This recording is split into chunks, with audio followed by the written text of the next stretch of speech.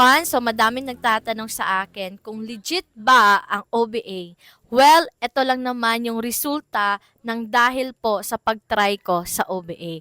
Na ang ginagawa ko lang dito ay nag-assist lang ng clients, local and international. Huwag ka mag-alala kasi wala tayong binibenta dito na kahit anong produkto at wala din akong hinahabol na kota. Kasi hindi naman ito online selling o kaya dropshipping. Tatlong bagay lang ang kailangan mo para makapag-umpisa ka dito. Ang una, kailangan meron kang sariling gadget, mapa-cellphone man yan or laptop.